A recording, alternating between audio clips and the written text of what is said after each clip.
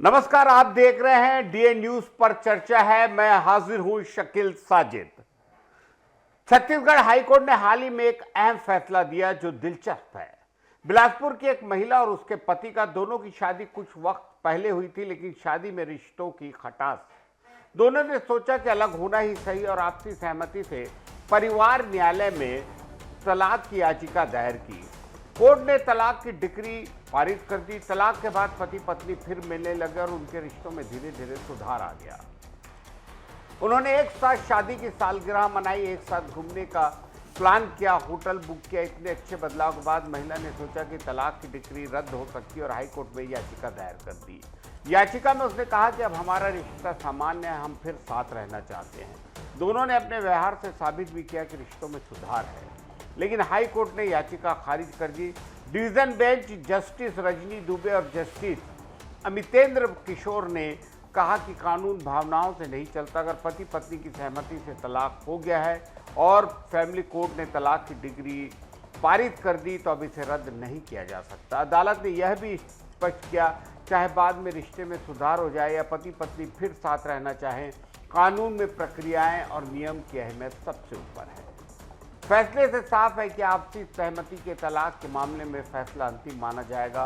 भावनाओं, तस्वीरों, यात्रा या शादी की सालगिरह जैसी बातें कानूनी निर्णय बदलेंगी नहीं। कोर्ट केवल दस्तावेज, नियम और प्रक्रिया के आधार पर फैसला करता है। देखने में यह बहुत गलत लगता है कि रिश्तों में सुधार के बावजूद कानूनी प्रक्रियाओं को नजरअंदाज नहीं किया जा सकता। भावनाओं के साथ साथ कानूनी पहलू भी बहुत महत्वपूर्ण है, लेकिन इसमें फिर से एक बार लोगों की राय है कि सोचना चाहिए कि अगर पति पत्नी साथ रहना चाहते हैं तो क्या कुछ किया जा सकता है। छत्तीसगढ़ में कल सोमवार को मौसम ने अचानक करवट ली और लोगों को गर्मी से थोड़ी राहत। सुबह तक आसमान साफ था, लेकिन दोपहर बाद कई जिलों में बादल छा गए। राजधानी रायपुर में करीब 12 बजे के बाद हल्की बूंदाबांदी हुई। बिलासपुर, दुर्ग, राजनांदगांव में धूप कम हुई और बादलों की आवाजाही बढ़ी। उत्तर छत्तीसगढ़ के सरगुजा और अंबिकापुर क्षेत्र में तेज गरज चमक के साथ कुछ जगह ओले गिरे। पिछले कुछ दिनों से तापमान 33 से 35 डिग्री के आसपास था, लेकिन सोमवार को मौसम बदलने से तापमान करीब 4 डिग्री कम हो गया। बलरामपुर के वाड्रफ नगर में करीब आधे घंटे ओले गिरे, जिससे जमीन पर 10 सेंटीमीटर मोटी बर्फ की चादर बिछी। ओलावृष्टि से फसलों और सब्जियों को नुकसान होगा। गेहूं और सरसों की बालियां टूट गई, जबकि टमाटर, गोभी और मिर्च की फसलें नष्ट। आम और लीची के पेड़ों के फूल भी झड़ गए। ग्रामीण अपनी मेहनत के नुकसान को देखकर हताश है। कृषि विशेषज्ञों ने किसानों को पानी निकासी और गिरी फसल को सहारा देने की सलाह दी है। बदलते मौसम का असर रोजमर्रा की जिंदगी पर भी दिखा। बाजारों में दोपहर की भीड़ कम रही, लेकिन तापमान कम होने से लोगों ने राहत महसूस की। डॉक्टरों ने चेताया कि दिन रात के तापमान में उतार चढ़ाव से सर्दी, खांसी, वायरल बढ़ सकते हैं, इसलिए बच्चों और बुजुर्गों को सावधानी बरतनी चाहिए। मौसम विभाग अगले 24 से 48 घंटे में प्रदेश के कुछ हिस्सों में हल्की बारिश और गरज चमक की स्थिति बता रहा है। अधिकतम तापमान में थोड़ी और गिरावट के बाद धीरे धीरे बढ़ोतरी होगी। रायपुर में मंगलवार को दिन में हल्के बादल रहेंगे। दिन का तापमान 28 और रात को 20 डिग्री के आसपास की संभावना है। मौसम में बदलाव की 3 वजह। बंगाल की खाड़ी में मजबूत कम दबाव का क्षेत्र, हवा तेज होकर ऊपर तक बादल बना रही है। नमी लाने वाली ट्रफ लाइन तमिलनाडु, कर्नाटक और दक्षिण महाराष्ट्र तक फैली। इसके अलावा ऊपर से ठंडी हवा और नीचे सारी नमी मिलकर मौसम को अस्थिर बना रही है। अचानक बादल छा गए और कुछ जगहों पर बारिश और ओले गिरे।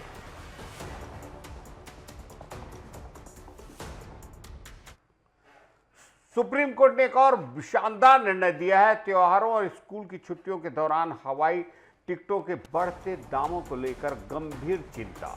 कोर्ट ने इस मामले में केंद्र सरकार को निर्देश दिया है कि वह 4 हफ्तों के भीतर इस पर जवाब दाखिल करे।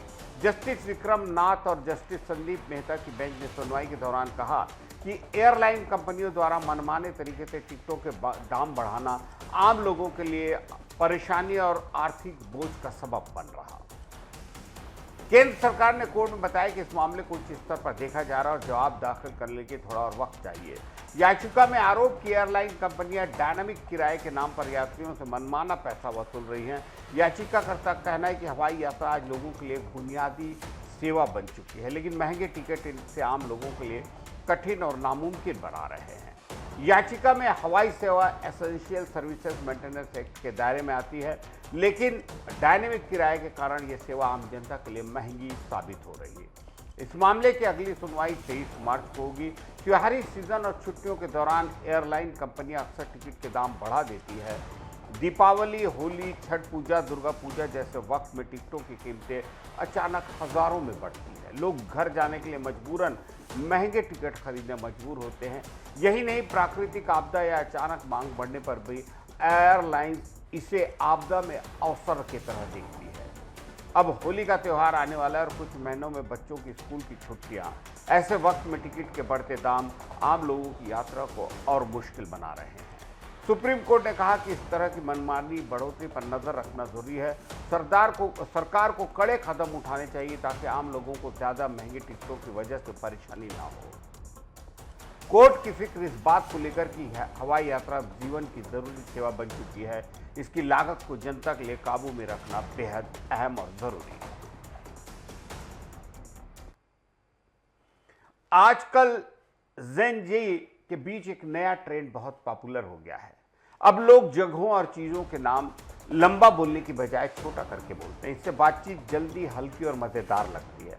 जैसे रायपुर में कटोरा तालाब को अब लोग, नई पीढ़ी के लोग सिर्फ केटी कह रहे हैं। मरीन ड्राइव को एमडी। वैसे ही कॉलेज, मार्केट, कैफे और पॉपुलर जगहों के नाम भी अब शॉर्ट फॉर्म में इस्तेमाल होने लगे।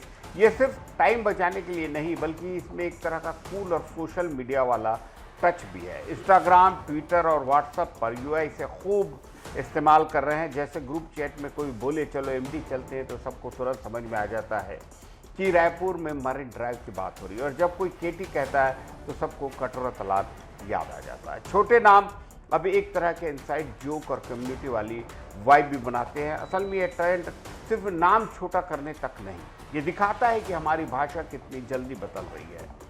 छोटे नाम बोलने से बातचीत तेज और मज़ेदार बनती है और नए लोग भी आसानी से समझ जाते हैं कि कौन सी जगह की बात हो रही है। जेन जी को ये ट्रेंड पसंद है। अब केटी और एमडी जैसे नाम सुनते ही एक अलग कूल और दोस्ताना वाइब बन जाती है।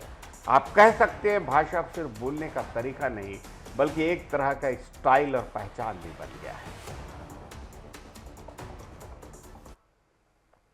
एक गंभीर खबर चर्चा में। गीदम ब्लॉक के मठसे स्थित प्राथमिक स्कूल के बच्चों के लिए कल एक बड़ा हादसा टल गया, जब पास ही चल रहे क्रशर प्लांट से करीब 50 किलो का बड़ा बोल्डर स्कूल की छत पर गिरा। घटना के वक्त स्कूल की छुट्टी हो गई, इसलिए बच्चे सुरक्षित थे। यदि यह हादसा स्कूल के वक्त में होता तो बड़ी अनहोनी होती। स्थानीय लोगों के अनुसार क्रशर प्लांट स्कूल से महज 150 मीटर की दूरी पर है और यहाँ लंबे समय से लाइमस्टोन का दोहन हो रहा है।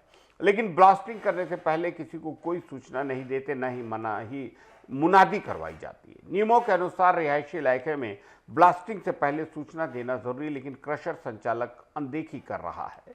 बताया जाता है कि क्रशर प्लांट नेशनल हाईवे 63 के किनारे 9 सालों से चल रहा है। यहाँ सुरक्षा के कोई इंतजाम नहीं। ब्लास्टिंग से बोल्डर आसपास 300 मीटर तक जाते हैं। सड़क के दूसरी तरफ ढाबा चलाने वाले ने बताया कि बोल्डर उनके ढाबे तक भी गिर चुके हैं, लेकिन वह और उनके कर्मचारी बच गए। ग्रामीण महिला ने बताया कि उसके घर के आंगन में कई बार बोल्डर गिरे हैं। ग्रामीणों का कहना यह पहली बार नहीं कि जब क्रशर से पत्थर आसपास गिरा। कई बार घरों की छत और आंगन में बोल्डर गिरने की घटनाएं। बच्चों और बुजुर्गों की हिफाजत हमेशा खतरे में। स्कूल के पास ही सुरक्षा बल का कैंप भी है। ब्लास्टिंग के दौरान बोल्डर सीआरपी कैंप के पास तक पहुंच गए, जिससे जवान भी बाल बचे हैं। इन सब बातों से क्रशर प्लांट की सुरक्षा व्यवस्था और संचालक की लापरवाही पर सवाल खड़े हो रहे हैं। प्रशासन पता नहीं क्यों आंख मूंदे है। अमेरिका आज से राष्ट्रपति ट्रंप के इमरजेंसी टैरिफ की वसूली बंद कर देगा। मतलब जो भी टैरिफ पहले लगाया गया था, अब उसे वापस नहीं लिया जाएगा। ट्रंप ने चेतावनी दी है कि अगर कोई देश अमेरिका के ट्रेड समझौते से पीछे हटेगा या गेम खेलने की कोशिश करेगा, जी हां, तो उसे और ऊंचे टैरिफ का सामना करना पड़ेगा। 3 दिन पहले अमेरिकी सुप्रीम कोर्ट ने इन टैरिफ को गैर कानूनी बताया था। इसके बावजूद US custom and border protection ने IEEPA कानून के तहत लगाए टैरिफ की वसूली अब बंद होगी। इससे अमेरिकी सरकार को लगभग 175 अरब डॉलर का राजस्व वापस करना पड़ सकता है। अब कंपनियां रिफंड के लिए दावा कर सकती है। ट्रंप ने कहा कि सुप्रीम कोर्ट ने अनजाने में उन्हें और ज्यादा अधिकार दे दिए। अब वह अन्य कानूनों की तरह टैरिफ लगाने और देशों के खिलाफ कड़े कदम उठाने में सक्षम है। उन्होंने 15% का नया ग्लोबल टैरिफ लागू किया जो भारत समेत सभी देशों पर लगेगा। कुछ कृषि उत्पाद, खनिज, दवाइयां, इलेक्ट्रॉनिक्स को छूट दी गई। यह फैसला सिर्फ IEEPA कानून के तहत लागू होगा, जबकि सेक्शन 232, 301 के तहत लगे टैरिफ जारी रहेंगे। नया टैरिफ 150 दिनों तक अस्थायी रूप से लागू रहेगा। इससे अमेरिकी व्यापार और भारत सहित अन्य देशों पर असर दिख सकता है, लेकिन ऐसा लगता है कि ट्रंप साहब को रोकना मुश्किल होता जा रहा है।